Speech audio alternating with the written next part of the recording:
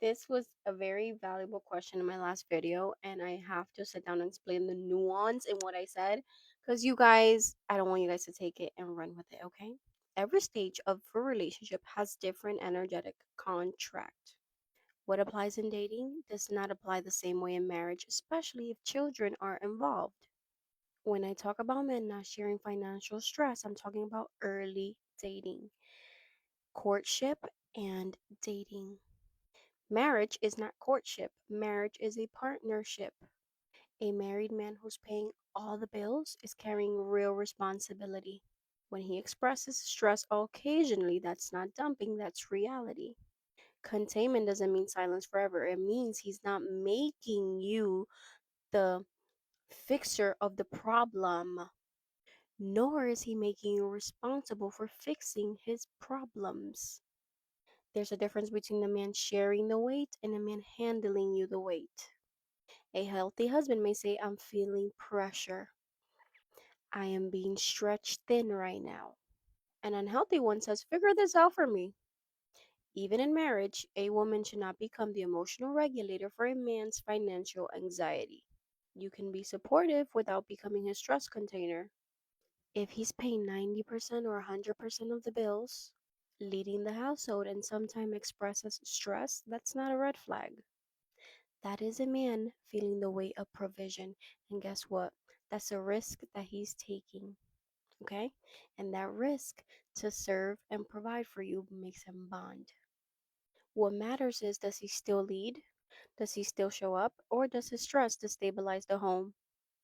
Feminine wisdom is not never let him speak. It's knowing when sharing builds intimacy and when it erodes safety. Different stages, different rules.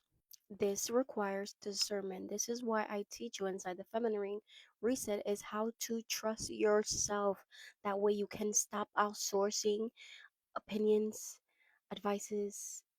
You can stop outsourcing in general. Why? Because when you build a safe internal world, you're gonna even know that you don't even need an advice from nobody because your intuition is your life coach. It will tell you, you will feel it. And now that you trust yourself enough, you will listen to it. You won't need anybody on the internet. You won't need nothing.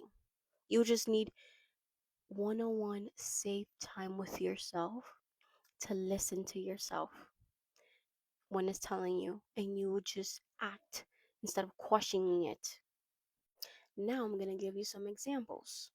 When a man you're married to expresses financial stress, your role is not to be a fixer. Your role is not to fix him. Your role is to believe and trust him. Because the moment you step into miss fixing it mode, that's you're stepping into mommy mode, trying to save him, and you're signaling off to him that you don't trust him. So boom, he expresses the financial stress on you. Okay, this is what you're gonna do. You look at him and you say, I know you will handle it. You see how simple that was? You always figure things out. I trust your leadership. We're good, I'm not worried.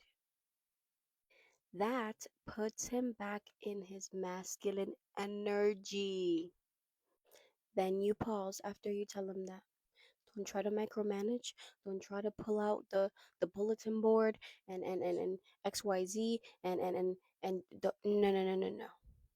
The moment you go into fix it mode, you shift into your masculine energy and you're taking his authority from him. Something very key that I want to share: when your man is discerning, he will not overshare with you. Men who are emotionally attuned often don't share financial stresses with their wives. Not because they're hiding something, but because they know it affects their nervous system. If he knows he's going to fix it, venting doesn't offer a solution. It does not help, it just transfers stress. Sharing is, I'm feeling pressure, but I got this. That's what he would sound like when he's sharing with you. When he's dumping on you, he's going to say, I'm overwhelmed and I don't know what to do. Can you help me? One preserves polarity and the other one erodes polarity. It breaks the polarity. And the moment you start rescuing him as a woman, you break the polarity as well. For example, taking over finances out of anxiety, constantly asking if he's okay, stressing yourself out, trying to prevent his stress, becoming the emotional regulator of the whole household all the time, 24/7. That does not help him lead. It trains him to lean in, okay? You want him to lead, not lean in. You lean in to what he's leading. You maintain the polarity by staying rooted while he handles the problems. She pours life into him, not solutions. That's why you birth humans, because you create life. So you pour life. You don't handle problems. Encouragement is feminine, fixing is masculine.